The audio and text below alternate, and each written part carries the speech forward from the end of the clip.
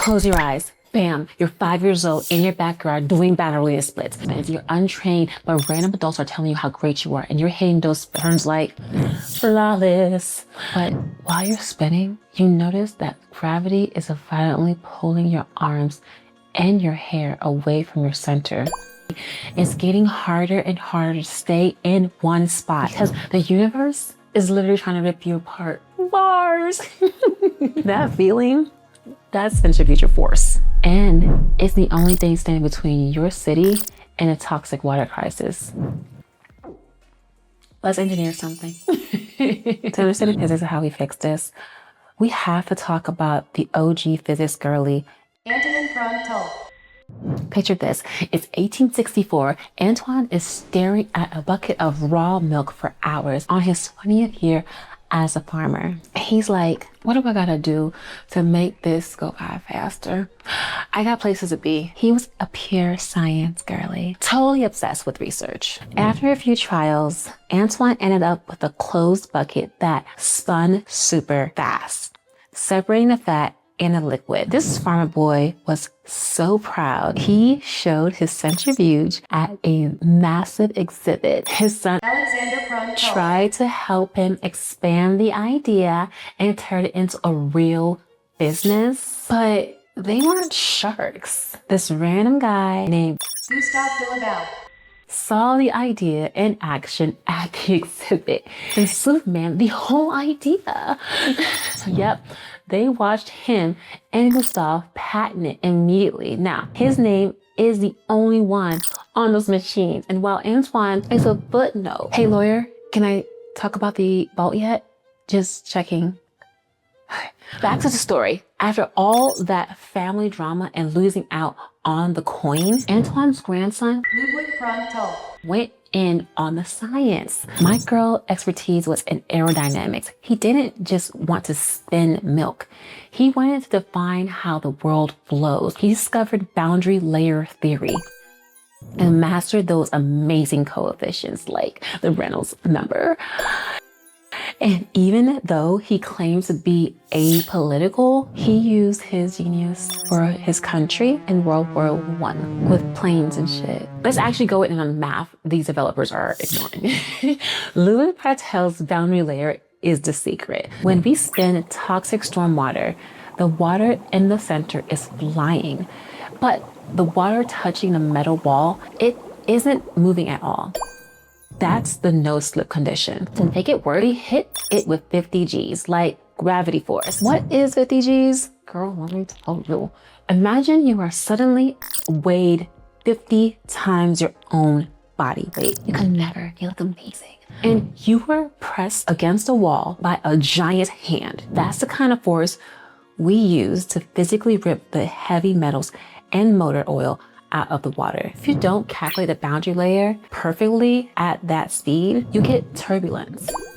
It's just shaking similar to how those TikTok hoes be doing to give their dog some butter. And turbulence means that oil and heavy metals don't separate. They just get blended into toxic smoothie. But developers make everyone ignore this because they aren't scientists. They're just business boys. And I'd say they aren't allowed in, but that's mean.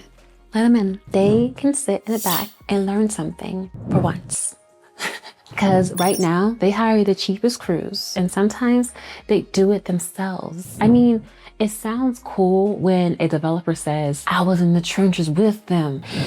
But imagine you're in the kitchen cooking up some delicious soup, and then your boss walks in and starts helping. He doesn't cook. He doesn't even know what the ingredients are supposed to do. You end up letting them do it because they're paying for it. Even if it's wrong, because no one's gonna check the one with the bag. And the incompetent crews that have never read plans, the ones who keep calling me back because they don't know how deep 15 inches is. I've seen them walking around, stomping the soil flat like they were dancing to Kirk Franklin. They're literally stomping at the physics because they don't understand it. So when developers talk about value engineering, They're asking, how small can we make this before it fails? They want the lead hero award, but they don't want the price tag of the physics. We cannot solely rely on developer discretion. I mean, looking at my views, obviously no one but my 30 girlies even cares how these developers are high-key affecting your drinking water. But somebody has to hold them accountable. And since the system is failing, it's up to us to get it right. Category is Infrastructure Realness. Think about a drag queen doing a 360 spin into a death drop. She's manipulating her center of mass, using Prandtl's boundary layer physics to make the impossible look flawless. We spin the toxins at 50 Gs and they drop out of the center, leaving the clear liquid gold to take the crown. Tens across the board. Tens across the board. Listen, centrifuges are everywhere. I mean, what is Kim K doing to her face? Those vampire facials spin her blood in a centrifuge to get the plasma out. Honestly, I'm just jealous I can't put baby blood on my face to look youthful too. I've been obsessed with this since 11th grade science fair. Trying to prove hot dogs were mystery meat. Spoiler alert, the meat was clean. Damn. Then I tried to use it to see if my brother was really related to me. I mean, I knew my parents were mine, but my brother looks nothing like me. Even though everyone clocks us a sibling as soon as we walk into a room, I spun his DNA another time. Damn. Wholesome family, no drama, just clean result. But what do we do with the toxic sludge from the centrifuge? Do we pay a landfill like the undereducated developers do? Okay. Lawyer says I still can't talk about it. You're just gonna have to keep waiting on the Sera standard. But just know, we don't have to accept the chaos. Looking back at those backyard spins, those adults were probably just being nice to a 5-year-old me, because I know for a fact I was not doing it like Misty. Let's engineer a better foundation, because you can't save the world if you're busted. Like, comment, subscribe, abonnez avec moi, and get excited. See you next time. Bye.